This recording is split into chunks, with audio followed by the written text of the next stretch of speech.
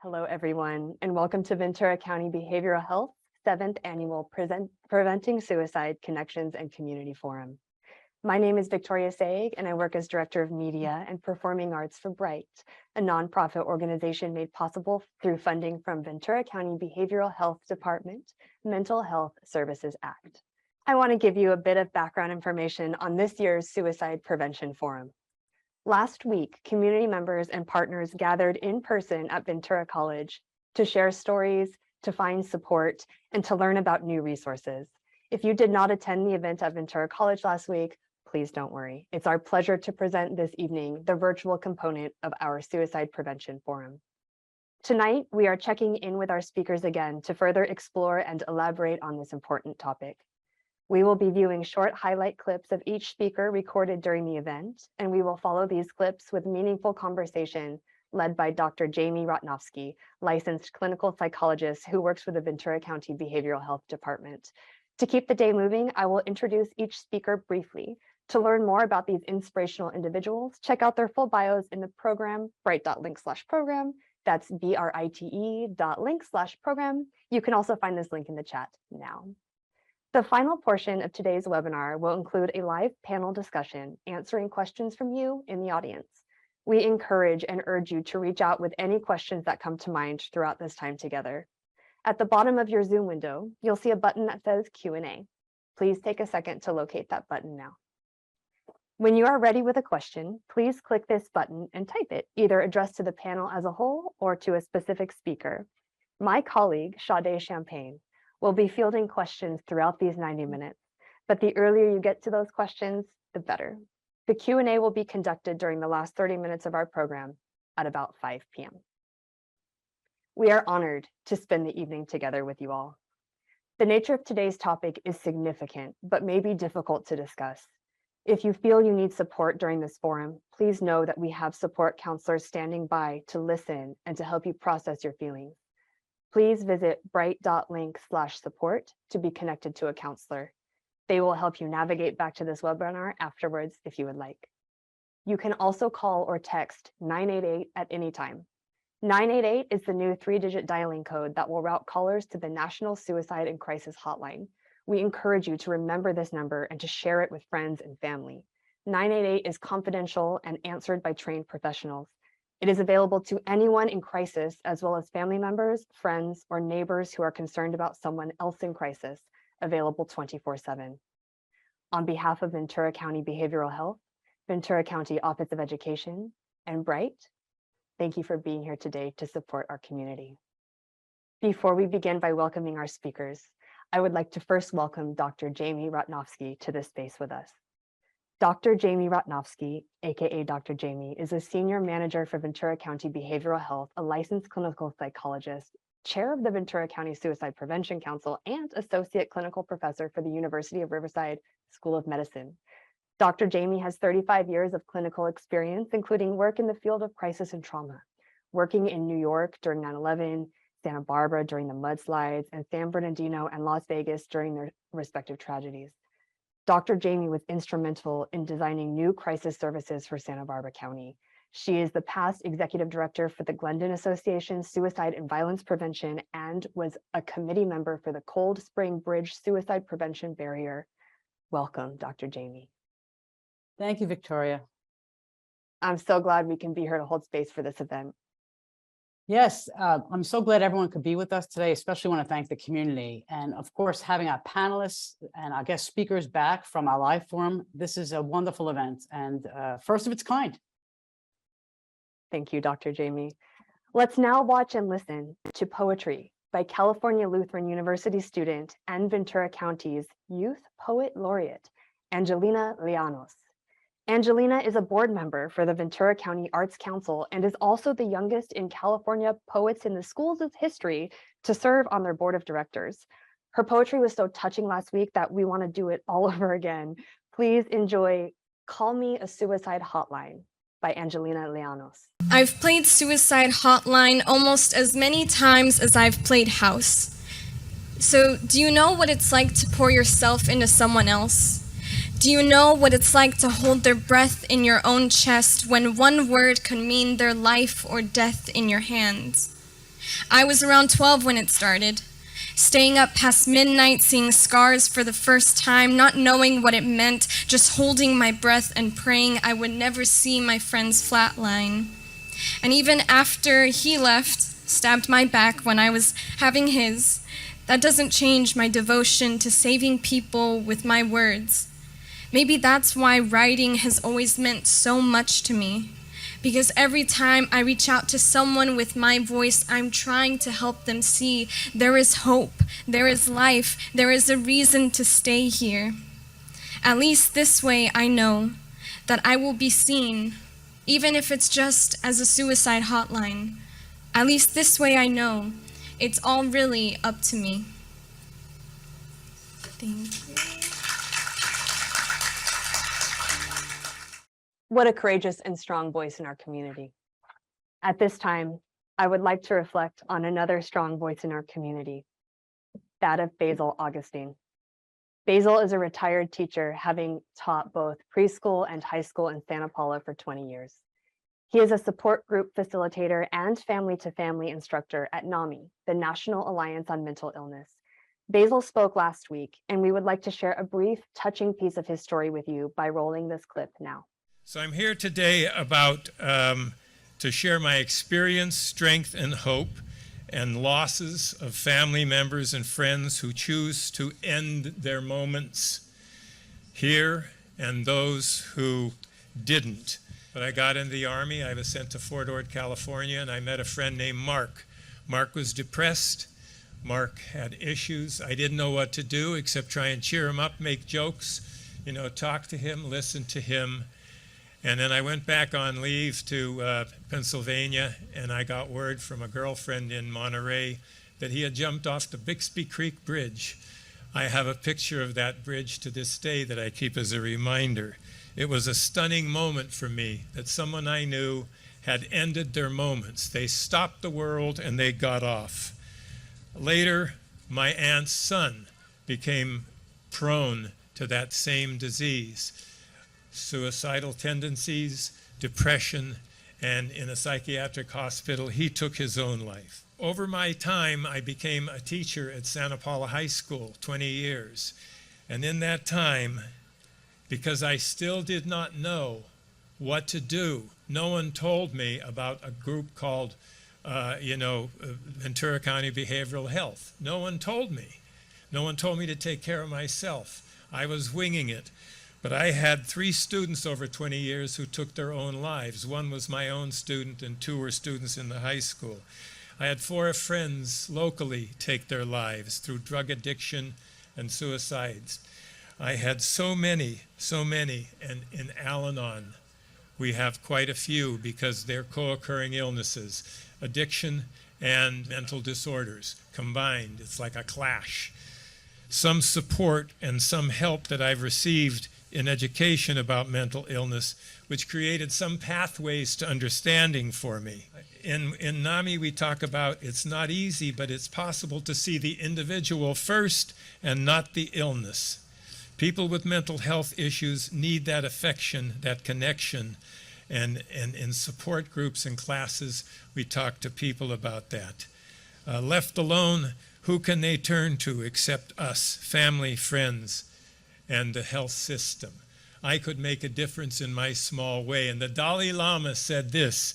He said, if you think that you're too small to make a difference, try sleeping in the same room with a little mosquito. And boy, did that move me. So after I talked to my son those few times where he said, I don't mind listening to you. You seem to understand.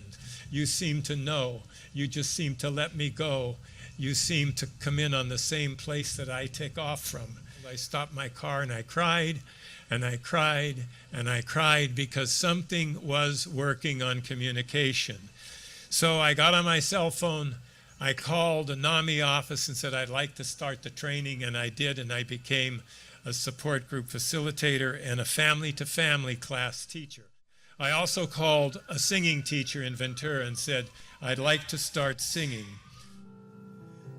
I'll go on my way, and after the day, the darkness will hide me, but maybe tomorrow I'll find what I'm after. I'll throw off my sorrow, beg, steal, or borrow my share of laughter. With you on a new day, with you I can do this, but who can I turn to if you turn away? And so it is us. It is us.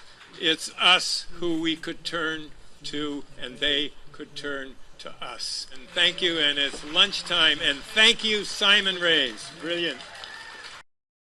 I hope you enjoyed this clip of Basil. We are honored to have Basil here with us tonight and would like to welcome him now. I will step out as Basil and Dr. Jamie reflect upon this subject. Hi, Doctor. Nice to see you again, Basil. Thank you so much. There's so much that you shared that's really touching, and I'm sure each person in their own way. And I had a first question, but the idea that it is us, I just want to echo that. Everyone that's here today, it is us. Everyone that's listening, this community, it is us. And so it's just a reminder that each of us has this power and to do something positive. So thank you. The first question I have for you is, tell us a little bit about why you chose that song. What does that mean to you as it relates to this subject matter? Well, it's a song of who can I turn to when nobody needs me? And I found out through so many people who have mental illnesses, especially those with the suicidal ideation, they feel left out there. No one needs them because there's no productivity in their lives. There's no humor, there's no joy. And if there is, it's what we call like a functioning alcoholic. They're okay sometimes, but those deep, dark times when they really need someone, as Angelina just said, saving people with my words, when one word can mean the life or death of someone. And so that's why I chose that song. Thank you. You mentioned early on, and again, I'm sorry for your losses throughout your life, and many of us have losses. And the idea that you mentioned you didn't know what to do back then. And so for those that are listening now, and maybe themselves or someone they love or someone that they know, they don't know what to do, how to help them. What advice might you have? Well, I would say, if they're, in a local psychiatric unit, get in touch the best way you can with the counselor. When a family member was in prison, I made every effort to get him to sign release of information forms. And thank God for clinical psychologists there who were able to talk to me, give me instruction. Also to get in touch with Ventura County Behavioral Health and perhaps take a NAMI class or join a support group. Especially, I would say, to kick off, the start would be to get in a support group so you could be in the middle of a herd of people. I like to call it the herd, who have the same issues, because we too don't know who to turn to. We feel alone and lost. And so that's what I would say. Try and make those connections. Ask the questions. Thank you. So reminding people that there are a lot of resources out there, and that's Yes. important to reach out, because there's so much that support we need in learning how to help others. And the Yes. last question I have is, you mentioned this idea of really what I heard it as is compassion, but seeing the person first and not their illness. Can you speak a little bit more about that? Yes, it's almost like a bypass of the illness. That's what we say in NAMI in our support groups. We will see the individual first and not the illness. because I've had a lot of experience after getting education and input on this and experience that when I connect with a human being on whatever level, I have a friend who calls me frequently. He has acute schizophrenia, and he has issues, and he'll be doing what we call word salad all over the place. But all of a sudden, I'll start talking about, have you seen football lately? And all of a sudden, he's a football nut. And all of a sudden, we're talking about football. And then he played it in high school. And then we get into what today's issues really are with him. And I'm just his friend. And I like in the Jewish Torah, I read this once. It said, a friend is two people, friends are two people with the same soul. So I would say it's that connection on a human level, bypassing the illness and what sometimes comes out of their mouths, because it's the illness speaking and not them.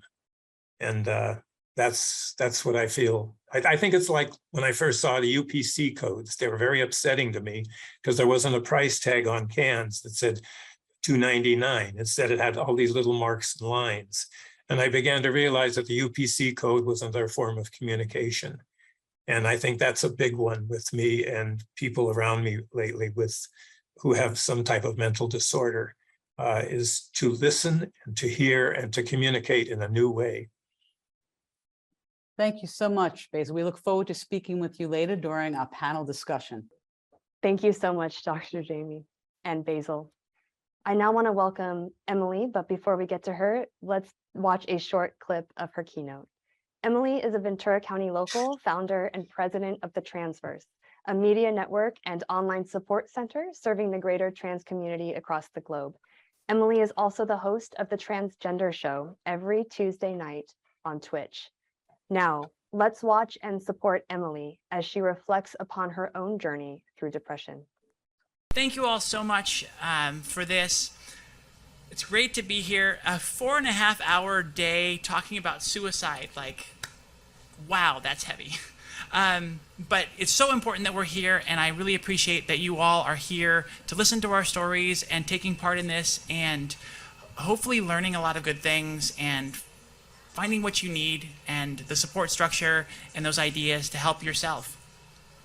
It's really difficult to dredge up those old memories. I'm just going to be sharing today my story. I went through some struggles.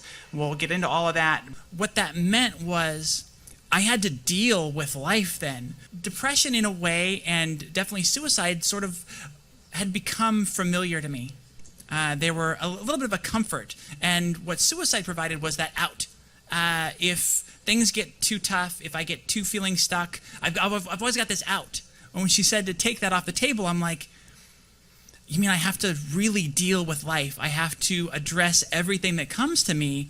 And yeah, that scared me. But there was also what she meant for it to be empowering, of like that bit of confidence of, you can do this. Exhilarating, kind of hilarious in retrospect, and absolutely unnecessarily dangerous. But it made me feel important to my friends. And again, as I'll just keep referring to Gabriel's speech earlier, that was a big sign. You know, I had no regard for myself and would do these daredevil things to put myself at risk because I did not care about myself. One of my biggest regrets from this time was that I rejected talking to a counselor. That makes it real. When you verbalize it, it becomes real. And the most important point of my speech today, the most important thing is to talk about it. Events like this are amazing. Working to make sure that we get rid of that stigma of talking about suicide and specifically about getting help. It's seen as weakness, and I think that on the contrary, seeking help is one of the bravest things you can do. We hope you found a connection with Emily just like I did. We are privileged to have Emily with us tonight, and I will step out again as Emily and Dr. Jamie reflect upon this subject. Emily, it's so nice to see you again. Thank you for being here. Thank you. This is wonderful. Again, it's another wonderful event, and I think it's really important for us to be here.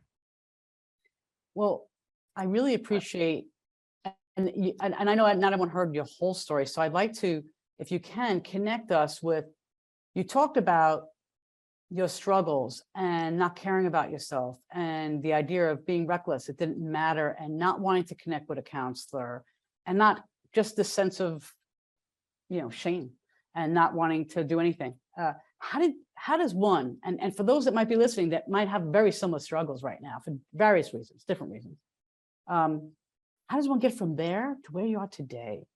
Just if you could tell us a little bit about that part of your life. And obviously your being here is the hope. And so if you could help us better understand that, I'd appreciate it. That's a really tough one. That's a lot of dots to connect there.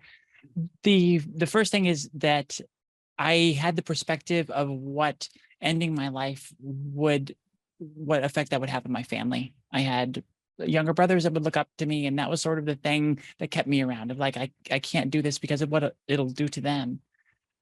As far as what I found to get me to where I am today, it was just a long, slow process of finding worth in myself. And I think a lot of it is just that, just finding that worth in yourself, finding those reasons that you deserve to be here. My life to that point, I'd spent so much time telling myself I didn't deserve to be here. I wasn't worthy. And just, in high school, I started to find some friends. I found a place to belong. I found some people to kind of talk to, even though I wouldn't really talk about this. And though I was being a daredevil and wasn't taking care of myself, it had that effect of impressing my friends in a way and kind of endearing me to them. We shared those stories together in those events. And yeah, it was just through that closeness with them that I started to find my worth with them. And when I went to college, and it shifted from the outside, like, you have to be here at school, you have to do these things for reasons, to college was, you had to do it for yourself. Nobody cared if you succeeded or failed. From what I saw there, it was on you completely to do it. And that really changed my perspective and showed me that, again, sort of like what my counselor was trying to do there, showed me, you can do this. We expect you to do this, but you have to do it on your own. And that was enough of a shift in perspective for me to kind of start to see, okay, I have some value, I have some worth, I can do this, I have some skills. And then, yeah, it built slowly over time. Thank you. Mm-hmm. My other question is about, you mentioned the counselor, and it sounded like the counselor was really powerful in giving you some messages about, taking things off the table, like taking off the ability, letting go of the idea of taking your own life. Mm-hmm. And that was a big step. You're saying how that was your way out, and that there's other ways. Can you talk a little bit about that relationship, that for others that maybe have never spoken to a counselor before, like how that works, how they may benefit from that?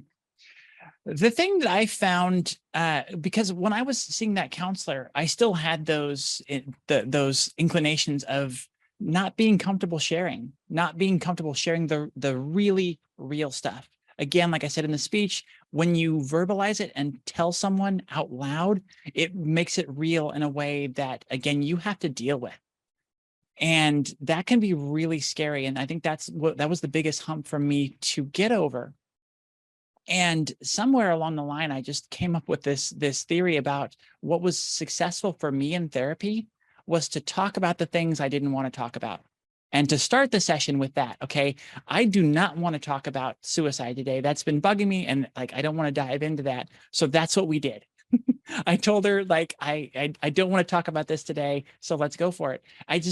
I found that way to force myself into it because deep down, I knew it was important. And I guess that at that point, I was starting to realize that I was important. And despite my hesitancy and my lack of interest in talking about it, the reason I didn't want to talk about it was essentially kind of telling me that was something I really did need to talk about on a deep level. And yeah, that shift in perspective really helped me too. It was difficult. That was really hard, but it really did help. And for anyone that's listening right now that was at that dark place that you were at, what might you want to say to them? you deserve to be here. No one is any better in any way than anyone else. We all deserve to be here. And it's your perspective on yourself that is causing you to feel like like you're not worthy and you don't deserve to be here.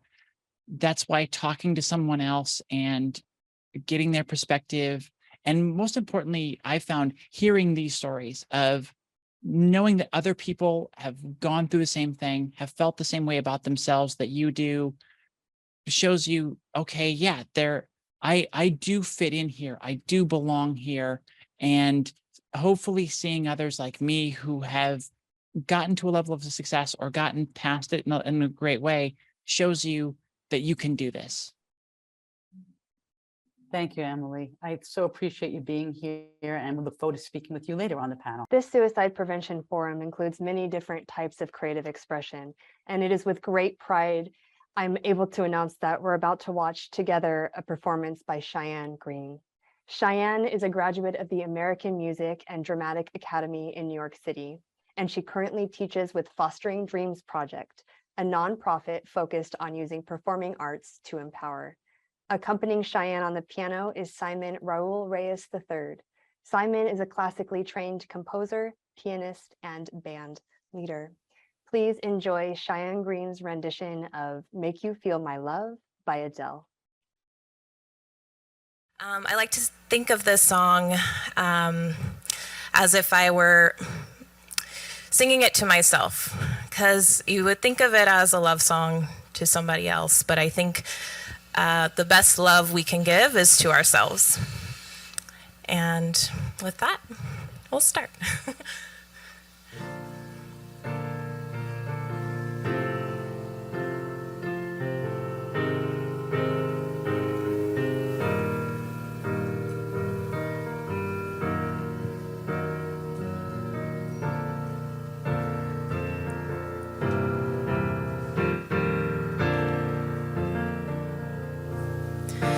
When the rain is blowing in your face and the whole world is on your case, I could offer you a warm embrace to make you feel my love.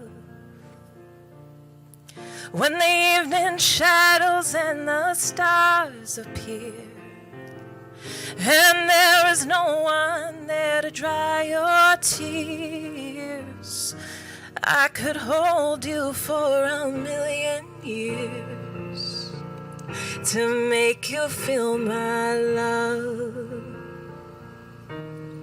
I know you haven't made your mind up yet, but I will never do you wrong. I know that from the moment that we met, no doubt in my mind where you belong. I go hungry, I go black and blue, I go crawling down the avenue. No, there's nothing that I wouldn't do to make you feel my love.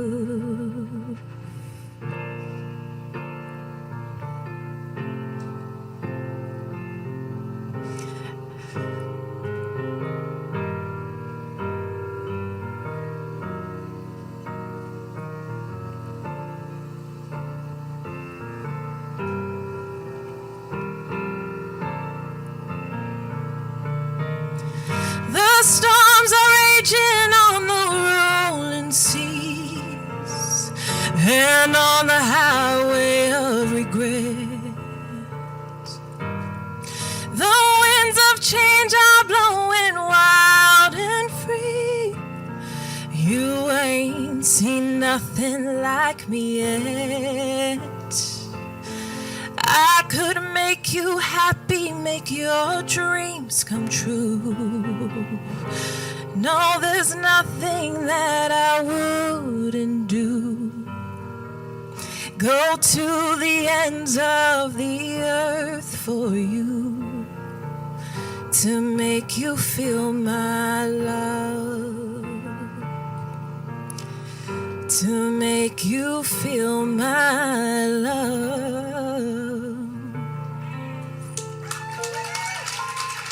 Thank you, guys. Give it up for Simon.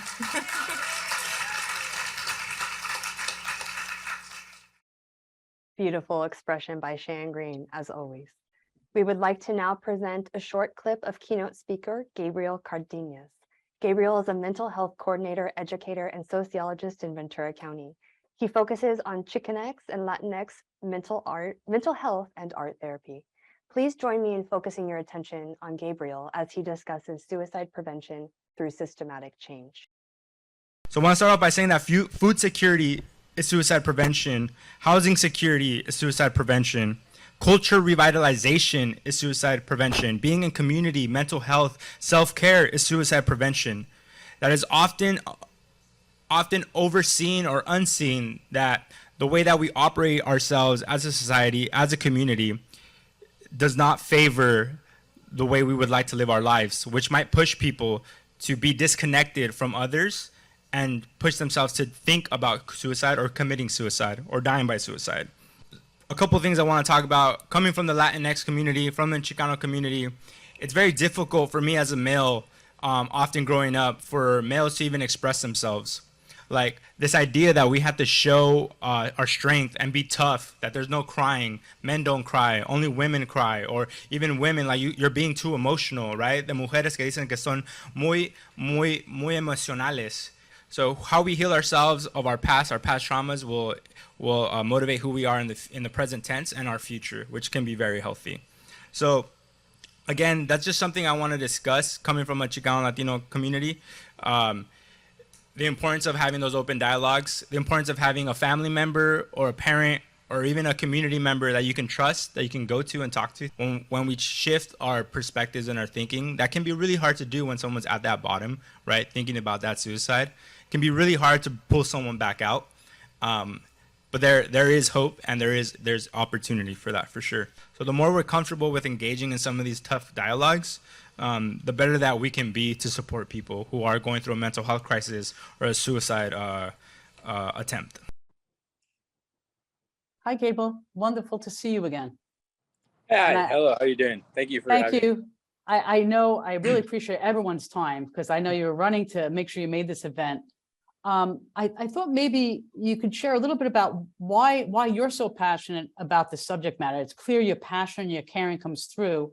So Yeah. why is suicide prevention important to you? Suicide prevention is important to me because I know for me, the way I attribute my own mental health journey and my recovery has been through my experience in high school and middle school. So I know in high school, I was very depressed as an individual. I was dealing with a lot of family dynamics, like the Latino dynamics that I brought up in the discussion. Coming from a Mexican American family household, I was really caught up in how I was able to represent myself and what opportunities were there, like what tools were there for me to talk about my emotions. And to be honest, there wasn't enough to be able for me to talk about my emotions and my healing process. And because of that, I felt like I was falling into a depressive state of mind. And that depressive state of mind pushed me to think about the value of life and whether I felt I needed to be alive. And having that experience, having that trauma allowed me to kind of like diagnose it in my own sense. And because of the people around me, I was able to kind of pull myself out of those thought processes. So that's kind of where my passion comes from my own experience. And yeah. Thank you, Gabriel. And you and the others here today really, truly are sharing yourself to give that what you went through so someone else doesn't have to go through it in the same way, could reach out sooner. Thank you. Can you talk a little bit about, you mentioned culture and, could you relate that more for folks that as culture affects people in their lives? And you mentioned things like food insecurity.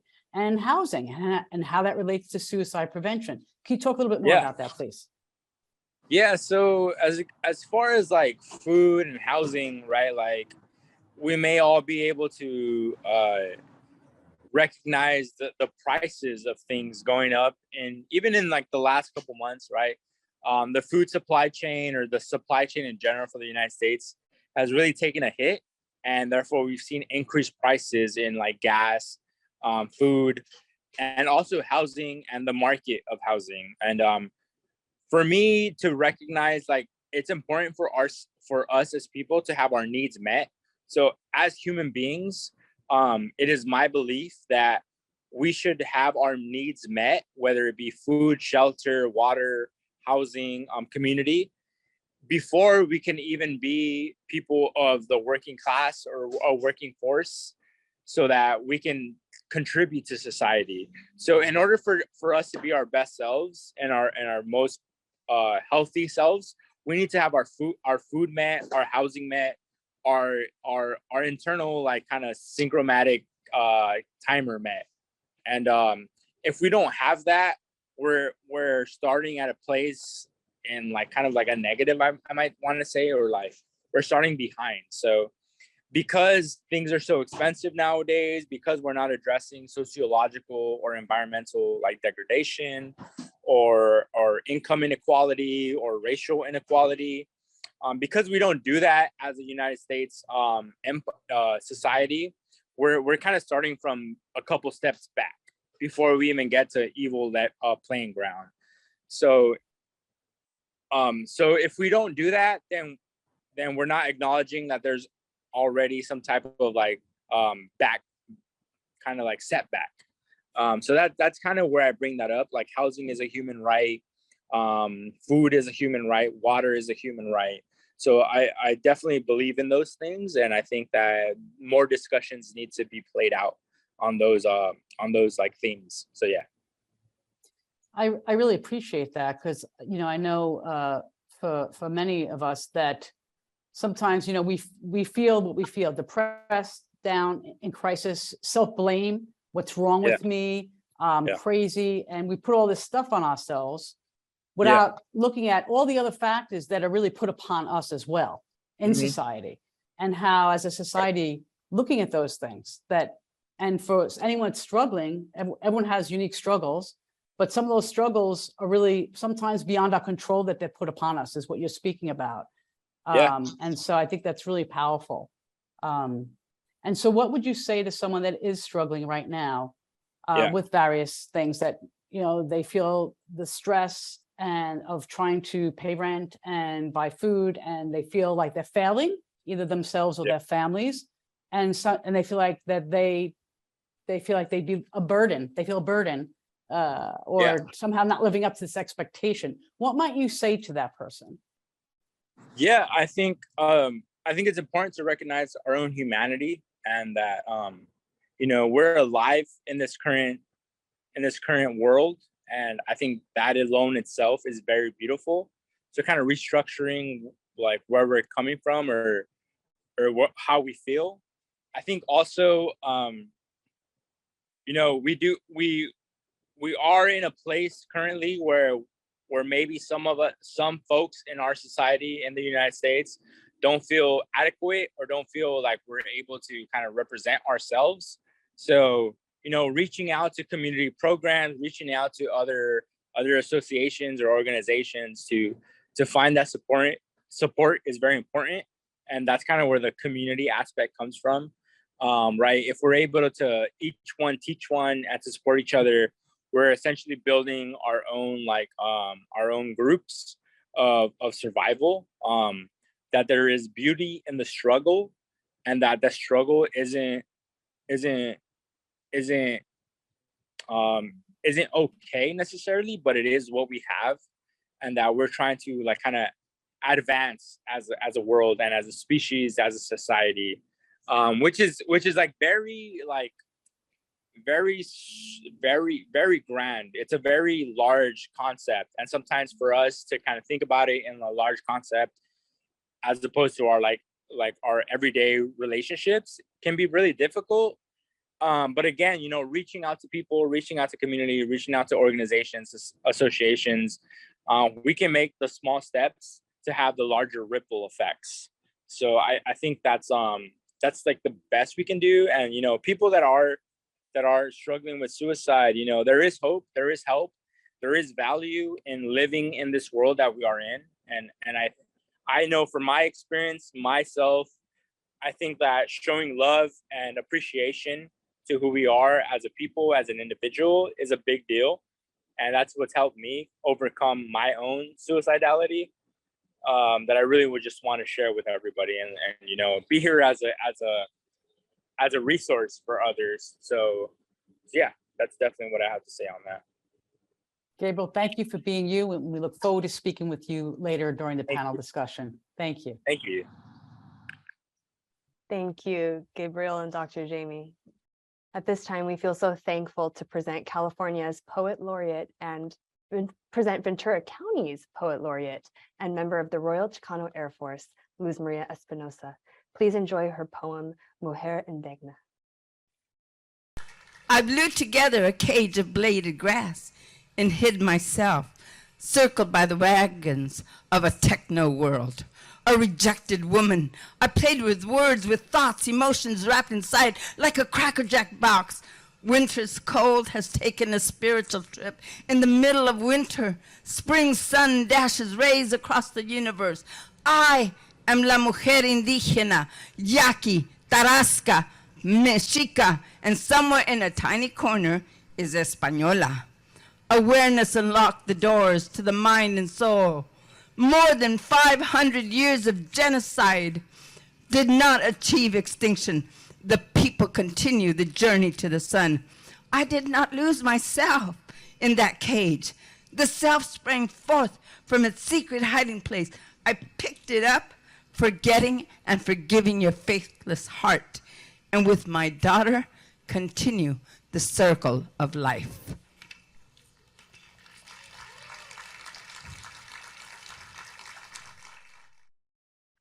We hope you enjoyed Luz Maria's poetry as much as we did. Our final short video tonight is that of keynote speaker Lyle Wick. Lyle is a licensed marriage and family therapist and works also as an advanced certified drug and alcohol counselor. In the clip you are about to watch, Lyle speaks to her growth and changing relationship with her mother. Let's watch this together now. You know, it's been really my truth that with my depression, anxiety over the years throughout my life and my addiction, that it's been fully rooted in shame. Really, when I think back to it and after processing it in therapy and being in recovery now for almost 13 years, it is, thank you guys. It started in shame. You know, I was in fear, which I think is at the core of a lot of challenging emotions. I was in fear when my dad wasn't making sense because he was drunk. I was in fear when he had a low blood sugar. I learned behaviors from watching my mom, who learned them from her parents, of codependency, walking on eggshells around others' behaviors, people pleasing. I learned how to be a chameleon to my environment. You know, I was whoever you needed me to be. I didn't have a strong inner core because I didn't want to create conflict. I wanted everyone to get along. I thought it was my responsibility. For me, all of those experiences growing up of taking things that I wanted and of needing more and not being okay with myself were fueled and harbored shame. So I lived in a world of shame. And when my mom set a boundary with me of, you can't live like this anymore, it was a ticket to freedom for me, because by her doing her own work and breaking the cycle, I was able to face my shame, which I had been running from for so long, which led to symptoms of anxiety and depression and wanting to get outside my body. And it was just the start of a really long journey that was far from linear. Once I stopped that, I faced my my shame, and I had a lot of work to do around that. And I think for me, why I love sharing my story so much is because it continues to disintegrate the shame.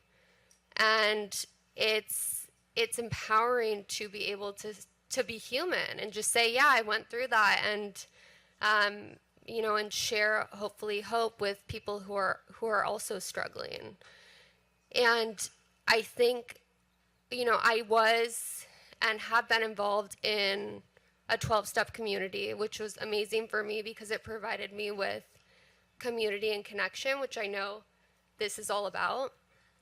And that further helped cut my shame away. And now being a therapist and helping other people go through this with a different knowledge has been the absolute biggest gift. And really understanding like what addiction is, what brings on mental health, and being able to look at it from a different perspective is huge. And so I'm so grateful to be here with all of you today and be able to share it. And I look forward to talking more later. Thank you, tech team. Unfortunately, Lyle could not be with us tonight. She runs a support group called Bridge the Gap, where you can connect with Lyle further. Links to that will be available in the chat. Dr. Jamie, I know that you wanted to speak to Kimberly and Lyle's keynote speech. You know, well, I was fortunate to hear them in person, and the idea of the mother-daughter team of coming from a place of pain and shame and difficulty to a place of working together and partnering in this special way. And so I want to make sure there are resources available, especially for family members, and the idea of, you know, coming from a place of trauma. And even through that place, we could find hope and have the gift. And what they're doing now is amazing, of giving back. So I just wanted to honor that. Thank you. Thank you, Dr. Jamie. Let's all take a moment to sit and appreciate the depth of beauty and importance through bearing witness to powerful truths, poetry, songs, and stories together. At this time, I would like to invite all of our panelists back for the Q&A portion of today's event. I will turn the rest of the evening over to Dr. Jamie Rotnowski's capable hands. Thank you for having me. Thank you, Victoria. So if you haven't already, please, if you have questions, and we'll have those questions read out and see, maybe we'll start with questions that may be directed to one of our panelists today. All right, Dr. Jamie, we have one of our questions, and this person has been waiting patiently to have their question answered, and so I will read it aloud for everyone. David Dooley asked, suicide and adverse childhood experiences are correlated, and most of the 10 original ACEs are associated with unsupportive and harmful parenting. This suggests that working to improve the overall quality of parenting might, in the long run, prevent many suicides. An entirely new kind of parenting education that reaches everyone, everywhere, could be an extraordinarily powerful kind of prevention. Should public health organizations be developing this new kind of parenting education?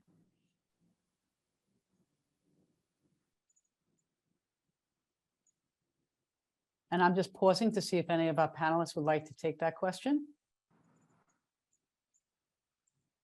Okay. So, you know, for the ACEs, for those that may not be familiar, it's an assessment of the impact of childhood trauma that was mentioned. And thank you for the question, by the way.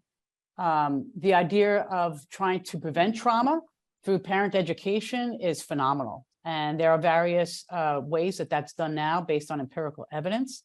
So absolutely, anything that is helpful to provide that support for parents, because of course they're dealing with their own stressors, and you know, to address parenting issues potentially, how to help a child grow up in the most loving way.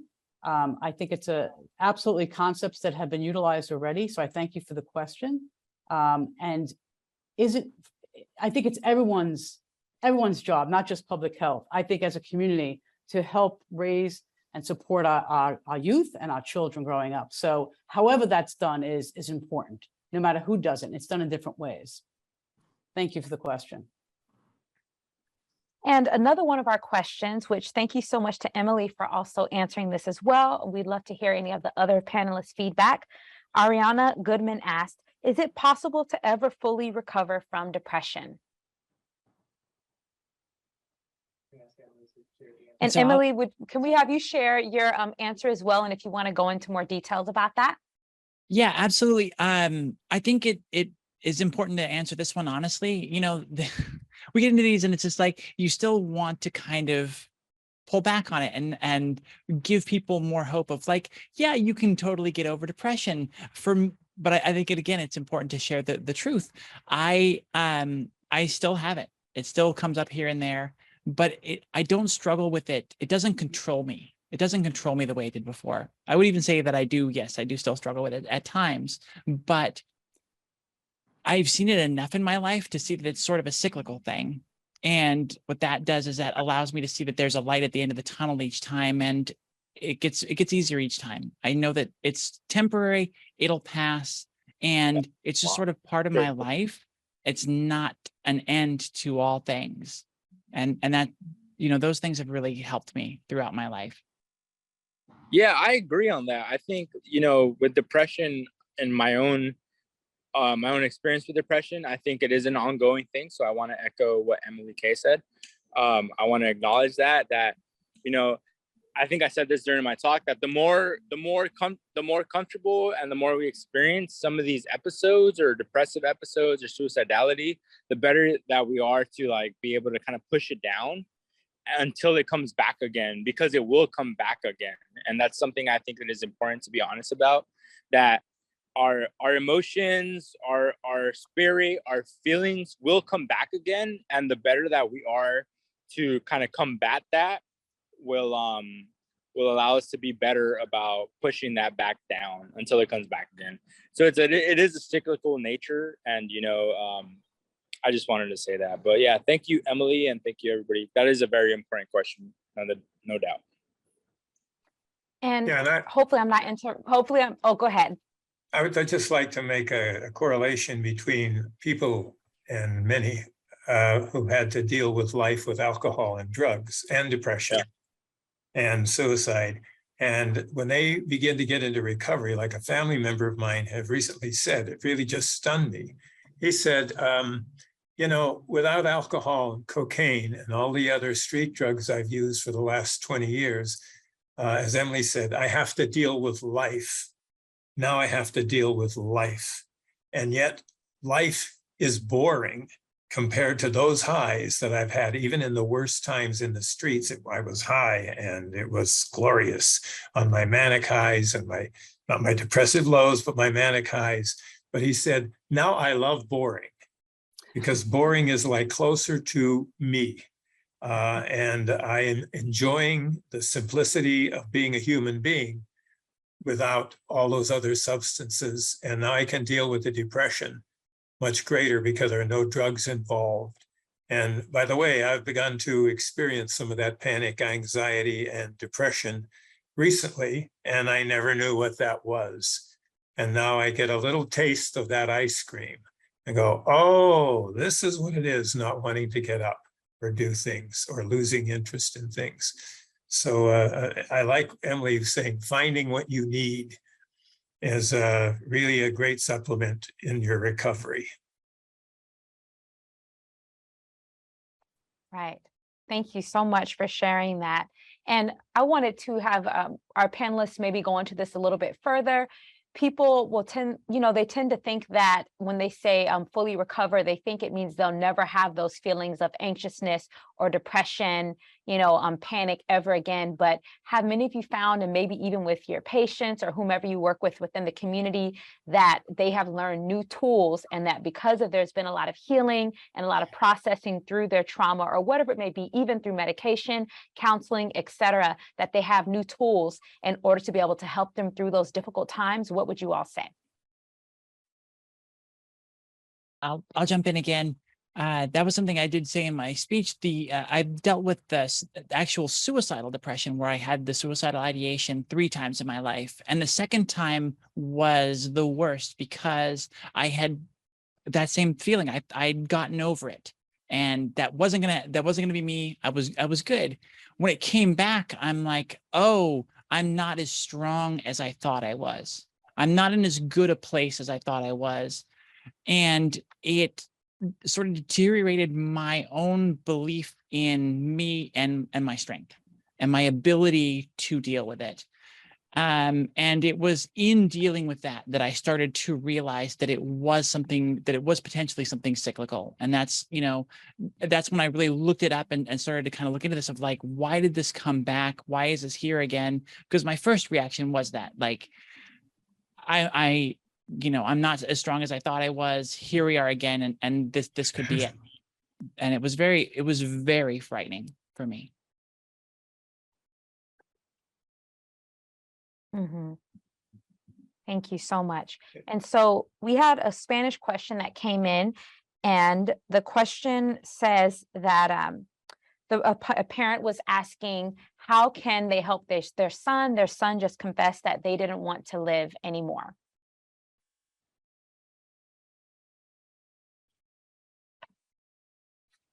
I can write down. I wrote some things down when we were talking before about the parenting and helping parents, and it goes back to something that Lyle had mentioned in her speech, that feeling of walking on eggshells in a family, or getting into people pleasing to keep the positive balance in the family. I definitely felt a lot of that, and it kind of highlights the importance of creating a safe space in your family. I think that's the first thing you can do. It's sort of like the same thing, because I'm part of the LGBT community. Seeing a pride flag on the front window of some place shows you that it's a safe space. And it's really important for us to have those places where we know we can go in and we can talk about who we are to people that understand and will hear us. And so that's really important to try and establish within a family of, like, sharing your own personal stories, sharing your own struggles, not trying to be that stoic, leader of the family, like actually sharing what's really going on and being open to it and talking through it, because that shows other people in your family that they can talk about it, that it's a safe space to actually have these emotions. And one of the biggest way of doing that is to share your own story. Yeah, I want to add to that, just because I know it's coming from the Spanish community, and my role was to kind of like be sharing the Spanish and bilingual experience, and also coming from the Latinx community. I think it's important to, as you said, Emily K, like, just acknowledging that you have to talk about it. It's important to talk about it. It's important to ask the questions. If you feel that if you feel like the way that they're bringing this up, like, I do not want to live anymore, that everything stops, everything can stop, because it's asking for like an immediate response to recovery, to support.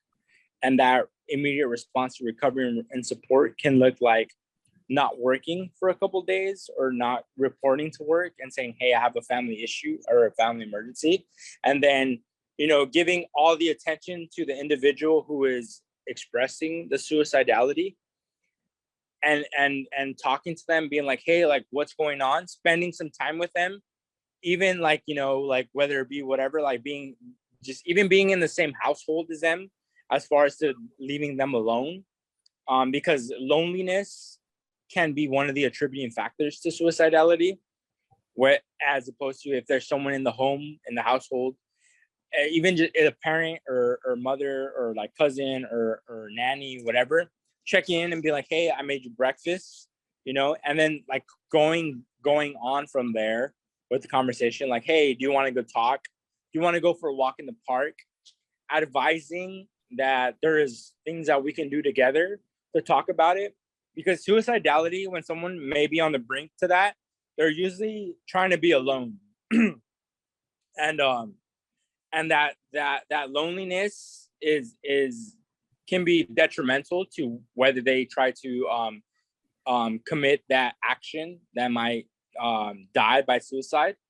And as a family member that wants to not obviously lose somebody to suicidality, you want to bring them out of that. You want to be around them. You want to monitor their behavior, and so definitely, like, maybe if that means like taking days off from work, or if that means just being in the same presence as them, that is important, and that's something that we want to make sure that they feel, so that we can, like, kind of, hopefully, I talked about this in my talk, take them out or bring them out of that feeling, of that space, or that hole that they dug themselves into, or not necessarily that they dug themselves into, but that they feel that they are in.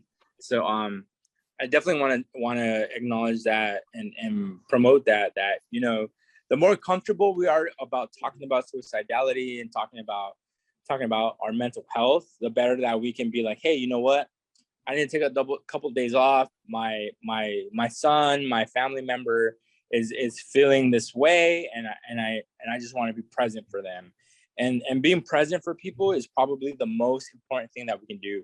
We don't necessarily have to answer their questions the most perfect way, but we want to be there for them to show that we care and that we love them in this way. So yeah, I just want to finish off with that. But yeah.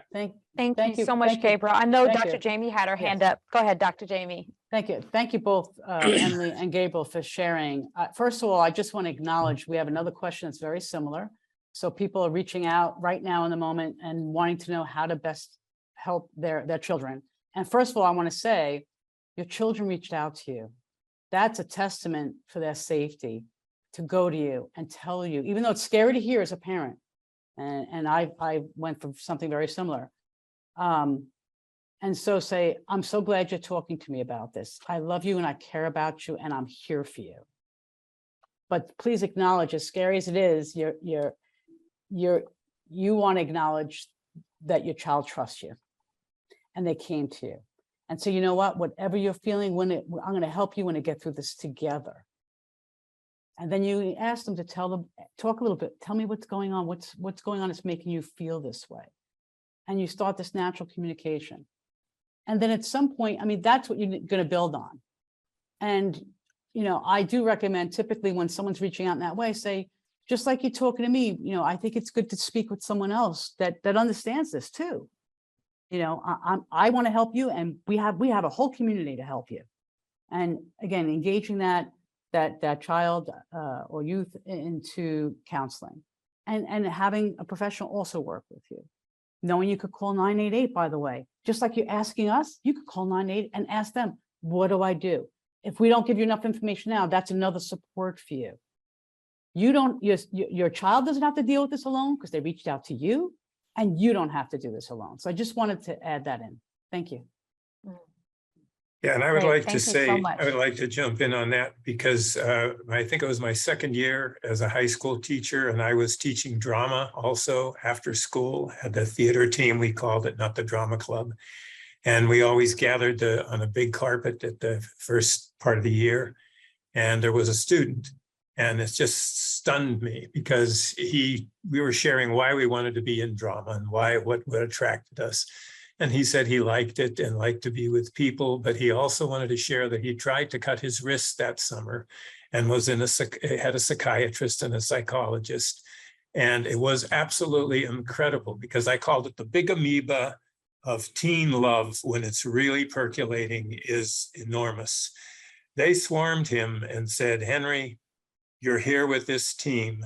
We love you and welcome. And he stayed with that theater group for 4 years, his freshman, sophomore, junior, and senior year, because there was that support. That was, to me, a miracle in a way. They listened to him, they understood, and like this amoeba, they just engulfed him, and he was part of the team, and that aided a lot of his recovery. I was very impressed by what I didn't do, but what they did do. So I began to learn about how this family works. Thank you so much for sharing. So we have an anonymous viewer asked, I've been having these suicidal thoughts and they come and go. I'm scared to talk to a therapist. My mom knows about this. What do I do? And I don't have a plan. Okay. It's having the thoughts might be frightening, of course, even to have them. One needs to interpret for themselves, why am I having these thoughts? what do I need? And the fear of speaking to a counselor therapist, I know people are fearful that somehow, they'll be whisked away and be placed beyond their will in a psychiatric center. The idea is if you're reaching out, you don't have a plan, you're going to get the support you need to talk about what's behind feeling these thoughts of suicide. I mean, wanting to take your own life is saying that you're struggling. And so there's a voice behind that, like what is the struggle? And that's what the counselor will help you with. So I strongly encourage you to reach out. You can reach out to 988 anonymously. If you're in Ventura County, please contact the crisis hotline that we have, and we're going to have all those numbers for you later. Reaching out because first of all, you just did. You came to this, and thank you. And you asked a question. So I'm so proud of you. And I want to give the panel an opportunity to share as well. I see Emily has their hand up. Yeah, that was exactly the point I wanted to make. That you're here, that's one big thing. You've asked that question, that's another big thing. There's a lot of similarities I can draw between suicidal depression and being trans, and that is, don't put the pressure on yourself when you're trying to seek help to go to that end thing that for some reason is scaring you. Talking to a therapist is scaring you. Work and build your network where you're comfortable. Find your allies, find your friends that you do feel comfortable talking to about it, and build up from there. Just, you need to find that proof that talking about it is okay, and get that kind of confidence in yourself to then go. Don't just say, I can't talk to a therapist, so therefore, I'm not going to do this. I'm not good at it, or, I'm just going to shut down. Find where you're comfortable talking about it.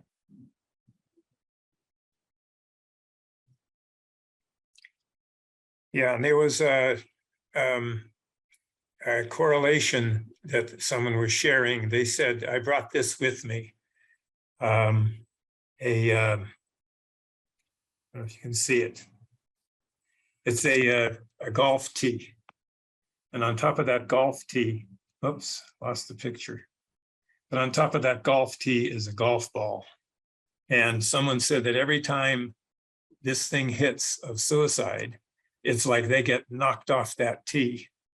But yet, because of this sort of jagged tooth, up and down, up and down, up and down, and being in therapy and talking to a psychiatrist, a clinical psychologist, a therapist, they have discovered that they could put the ball back on the tee. And, and it might get knocked off, but they now have the ability to keep putting it back on. And that's what I've heard several people say, that this gives me great strength and hope because I'm talking about it. It's not getting knocked off down the fairway and I'm always looking like this ball, just, blown apart. So there's a chance for me to recover, and then I may unrecover, but I can still come back. Someone said, it's like a bolo bat. I'm attached to the bat by a rubber band because I'm now talking about it. I bounce back and forth, and that's much better than bouncing away forever into the sand pit. And I like that golf analogy. I muted. All right, Emily, we have a question I'd like to ask you. So an anonymous viewer asked, how can I really connect with family and friends, even though I struggle with depression? As I'm sure you understand, many people can feel like when they're going through a difficult time, how do they even have anything to give or share with others? And so I think maybe you could speak very well to this, especially with your Transverse platform and all that you're doing. So how can I really connect with family and friends, even though I struggle with depression? I worry that I won't have a very different answer than the comment that I just made a minute ago of, finding your way to talk about it, the way that's comfortable for you to work into it. Because like I said, my parents did the right thing. They got me in front of a counselor, and I lied my way out of it as soon as I got in there. I did everything I could to get out of there because I was too afraid to talk about it. And I was too certain that I didn't deserve the help. I think it's just a matter of, again, having that confidence that you're here and you do care about yourself enough to be talking about this stuff. That is massive. Give yourself that credit. When we're in this depressive state, we take all of the things that we can that are negative and add up to this "we're not good enough" narrative.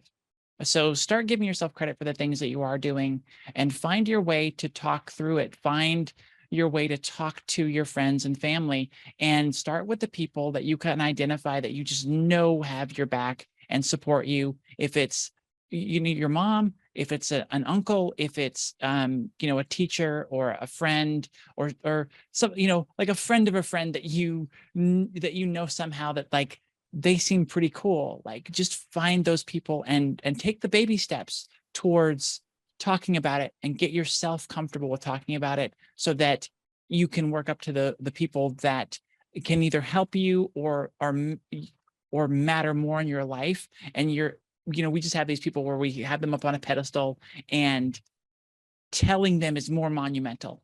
Work yourself up to that.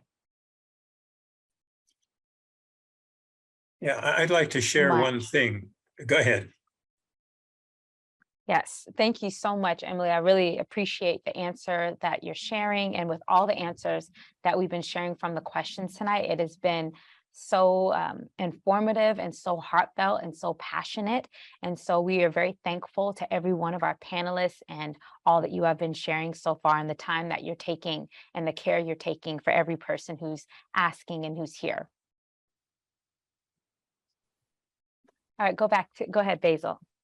Okay, it was once again the lesson of the heart, like in that book, The Little Prince. It said, "It's only with the heart that one sees rightly." A family member got out of prison, had been in a Atascadero State Hospital for 6 months out of the 3-month prison term. And when he came home, he had never met his 4-year-old niece. He'd just seen pictures. And I was witness to this. She took all her little dolls and put them out in the lawn in a semicircle, put a bench in the middle for him to sit on, got her little boom box and sang Frozen to him. To this day, 8 years later, he constantly refers to that as the go-ahead moment, the moment when he was accepted, the moment when a child told him, "I'm going to give you a concert, Uncle," and disregarding all the things that were wrong, she made so many things right for him. And her little sister, years later, after a second prison term and after a second time in the Atascadero State Hospital, when he came home all inked up, I call it the ink on his body, the roadmap of his illness. She had little stickers of Cinderella and Frozen and Mickey Mouse. And she looked at all his arms and legs, and she just looked at them and she goes, "Oh, Uncle, you have a lot of stickers, don't you?" And he has never forgotten that either. So those were breakthrough moments for him and also for me as an observer to say, there's something here for me to learn, to stay silent. And also when I can, throw in that, what I call the Frisbee throw of something positive, of something loving, of something kind, of something I hear you. So thank you for that. Thank you so much, Basil. Dr. Jamie, how do we begin to shift from a perfectionist and overachieving mindset to a more balanced and well-rounded mindset? That's an excellent question, and I understand that very well. First of all, it's knowing who we are first and honoring, for better or for worse, this is who I am today, and thinking about what would my better self look like? What would I like to do to be different and be a better self, being kinder to myself? Because typically, obviously, overachieving creates a lot of anxiety and sense of maybe failure. And it's a never ending. And it's really a lot of trauma on ourselves in that mindset. And we could get stuck in that mindset. So it's okay, that's where I am. Not to blame myself for that. That's who I am today. But who do I want to be and how can I get there? What support might I need to get there? When I find myself thinking that way, it's okay. Don't get mad. Say, stop. I'm going to and we reframe it, as they say. We create a new way of thinking, saying new mantras to ourselves, new words to ourselves about, I don't have to do that. It's okay, I'm not perfect. I'm perfect being imperfect. Like whatever it is for you, you know. And so it's not easy. It's a long road. It's a daily thing. And as other people shared about even depression or anxiety or other types of things, it doesn't necessarily go away, but we get to manage it better. And that's what it's about. So being kind, it's every day I try to do things a little bit better. And again, I can't do it by myself. It's hard. What support might I need? You know? So for some people, it's exercise, it's eating right, it's talking to a counselor, it's having a community, being with other people that struggle. Then it normalizes for me too. I'm not alone. A lot of times we think we're the only ones that think and feel this way. And we're not that unique. There's other people. And so get the support you need. And I know other people may want to share something about that as well. Thank you so much, Dr. Jamie. Really appreciate that. Yes. Anyone else who'd like to share in that question? Or if not, I had a question for Gabriel too. Well, Emily, yeah, I see Emily. Yeah, perfectionism is a big thing that has plagued me throughout my life. I've been trying to recently adopt the mantra that done is better than perfect, and as well as what I'm doing today is the best that I can do today with the circumstances, with what I know, with if you know the term spoons, with the spoons I have today to give. I'm doing the best I can, trying to find those ways to give yourself the credit again for what you are accomplishing and not look to the things that you're not. When you look to the self that you want to be, look at it as something to aspire to, not as something you're not achieving. I love that. Thank you so much, Emily. Thank you. All right. So actually, we have a question I'd like to ask Basil. And then, of course, the other panelists are welcome to chime in. What are some words of encouragement and wisdom you would share with your younger self, Basil? Oh, with my younger self? Yeah. One of the things I learned in Al-Anon was wait, W-A-I-T. Why am I talking? Because there was a lot of talk like a fire hose trying to spray healing on all of this. The other thing was waste, W-A-I-S-T. Why am I still talking? And I really enjoyed that. And the third thing I learned in Al-Anon, which helped me, was Q-tip. And I carry one around in my pocket sometimes, and that stands for quit taking it personally. Once again, it's the individual. And I like those three little tools. They're very simple. But what I would tell my younger self is listen more, listen more, and hear what's being said, because they're trying to tell you something through this mist of mental distortion. And it's scary. And once in a while, well, I'll make this very quick. I went into DMV and everyone's heads were bowed, and there was a guy standing on a little trash can screaming and yelling. And the security guard I could see was going for his phone, ready to call the police, but he was screaming, "A plague on both your houses. I say a plague on both your houses." And I walked up to him. There was this moment of like, connect with this guy. I was just like a magnet. And I walked up to him and I said, "Oh, Romeo and Juliet, Act 3, Scene 1. I said, "That's beautiful." And he goes, "You know that play?" And I said, "Yes." And we started to talk. It's just like the therapist to talk to my family members who, when I would sit in for the first time, they're talking basketball, they're talking about sports and hockey and food. And I'm thinking, what a waste of a meeting. And I said to the clinical psychologist afterwards, that's the first meeting I ever went to. And I said, "I don't understand what happened." He said, "We made a connection. We made a connection." And because my son's, that was my son at that time. And he said, it's an hour session. I'm staying for 15 minutes. Well, he stayed for 25. And then the next week he went back for a half hour, and then it became an hour. And I was very impressed by the technique that I thought was just, throwing Jell-O at the wall, which it was in a way. but it was so beautiful that someone is trying to make that connection that I didn't know about. So my younger self would be, learn how to make the connections without freaking out and getting scared and becoming paranoid and frightened yourself, because that's what would happen. So long-winded, but that's what I would tell my younger self. Thank you so much, Basil. I just want to Yes, add to Gabriel, that. we I wanted think- to ask you that too. Go ahead. Yeah, I think it's like, the more we involve ourselves with the people around us, that's something I've learned. And, I come from a sociology perspective, society, our community. It's that if we invest in others, we can invest in ourselves, right? Like we want to do internal healing as much as we can, but sometimes that internal healing, it can only take us so far if we don't have people around us that can support us to advance, to reach our full potential. So, that's kind of my thing. That's kind of what I bring to the table. And it's another thing to think about.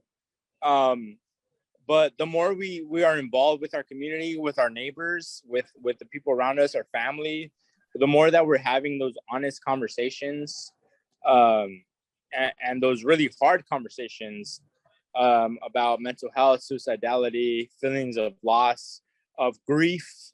The more we have those and are capable of having those conversations, the better equipped we are to kind of like overcome these events. And again, like I mentioned before, it's not something that is just going to come up and go away forever. It's something that's going to continuously come up, or that can come up over time, and we get better at dealing with it over time. So yeah, I just want to make that known that we don't live in a society. We live in a very privatized, individualist society, whereas I think that if we focus on community-based programs, on community, on neighbors, on our close-knit groups, that we would be better off. But that's more so of a critique than anything. But nonetheless, that I've noticed that for myself and for other people and other communities, other countries, other places that do support that are better off and have less suicide rates, so to speak. So yeah. Thank you so much, Gabriel. We are 2 minutes before we get ready to wrap up soon. Dr. Jamie, do you have any final thoughts for us? Anything else that you would like to share, or that you feel like we could have highlighted on? I think, first of all, the questions were phenomenal. Thank you to the audience, for the community, for asking those questions. And the panel, of course, is amazing, as usual. So I have nothing to add at this point, and really just appreciate the panelists here today, sharing of themselves, their spirit, to help our community. Yes, thank you. All of you were so brave for sending those questions. We know how difficult that was, but we honor you and we're very grateful. And also to the panel for opening your hearts and sharing your wealth of knowledge and wisdom and your stories. I just want to, take this opportunity to, thank Ventura County Behavioral Health for their amazing support in ensuring these events occur. It takes a lot of work to put them together. And of course, we also want to thank Bright, who has the skills to make us all look fantastic. I also would like to thank our amazing speakers, of course. We also have behind the scenes, we have our interpreters, we have our counselors. Thank you so much for making sure that we're including everyone. And also the collaboration, again, couldn't do without any of the partners, which includes, of course, you, the community here today, to be present for yourself, for others, to ask questions. This is what this is about, a community coming together, and we did this. Everything we're talking about, this is what we witnessed here today. And I can't tell you what it means. I know to me, and I know the panelists as well, to people to show up for these type of conversations that are difficult and hard, but so worthwhile, because our lives and the lives of those we love are worthwhile. And so thank you for that. I also want to remind everyone, please, if you know someone in crisis, you could contact 988. It's available 24/7. And of course, we're going to roll in a minute all the crisis hotlines, including Ventura County Crisis Line. The numbers are provided to you in the chat as well, so please jot them down, anything that you might need. And I also want to remind people to go to the wellnesseveryday.org website that has a lot of information about mental health, depression, substance abuse.